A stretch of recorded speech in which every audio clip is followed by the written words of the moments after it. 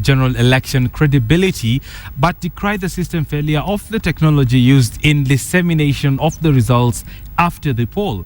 Giving their report, the group that had its agents in all the polling stations also says that the IBC report that was handed to the Parliamentary Justice and Legal Committee fell within the range of what the group expected. The group was launching their 4th of March general election report at the Nairobi Hotel this morning.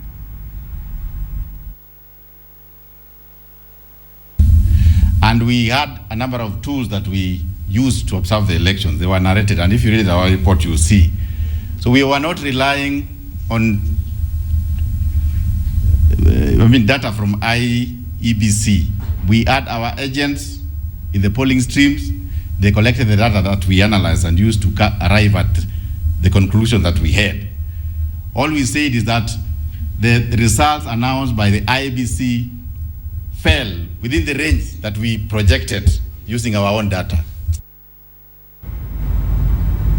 Right, and still on matters of ELOG and election audit, I'm now joined by the man who is just seen on your screen, who is the chair of ELOG, Kennedy Masime. Karibu sana. Asante sana. Kennedy, we're trying to give an audit of the March 4th election, and your report says it was credible, though not free and fair. What exactly does that mean? All we are saying is that an election is not an event, right, and it's a process that involves so many stages. So in the pre-election period, right, there were a lot of things that were not done well to warrant it as free and fair. Right. But we are saying that there was no systematic attempt at fraud, and that if you look at the election day processes, we have process indicators that tell us that they were generally credible, despite the failures that were identified. When you're looking at credibility of any election, what are the parameters you're looking out for? We are looking, we have a checklist that we use. Right. We are looking at when the polling stations opened, right, whether the material were there, right, whether people were assisted to vote in the proper manner, right, and a number of indicators.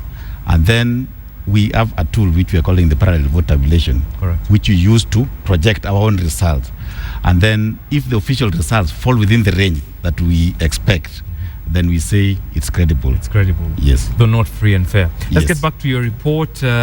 On the backdrop of the IEBC report, your report seemed to say that, yes, we agree with what the IEBC reported in regards to how credible and how the election was done. Yes. But then let's get back to the issue of free and fair.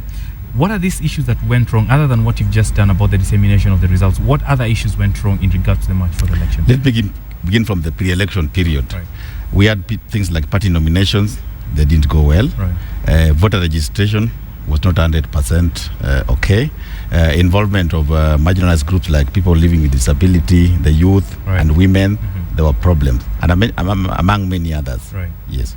Right. And even on E-Day itself, we had the failure of technology that really interfered with the transparency and accountability in the process. Going forward, Kennedy, do we have measures to ensure that these things that you're pointing out can actually be checked? Because if you look at the Makueni election that just went the past week, we seem to have had some of those challenges that we experienced in March 4th. What measures do you have in place as an observation body to ensure that next time these things are checked?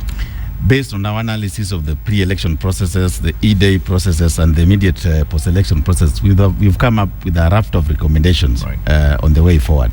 And we will dialogue with the institution concerned so that they are implemented, so that we have better elections in future. Okay. Yes. Final question. In regards to foul play or people who misbehave badly, for lack of a better word, yes, what measures are you taking as a body? We are recommending that because it's anticipated in the law that there will be an audit and evaluation, right, of the process, right, conducted by the IEBC. So we are recommended that this be thorough and it involve all the stakeholders, and people who are found at fault be punished according to the law. All right. Yes. Kennedy Masime, Chair ELOG, asante sana. Thank you for Asante speaking sana to us. And thank you very much.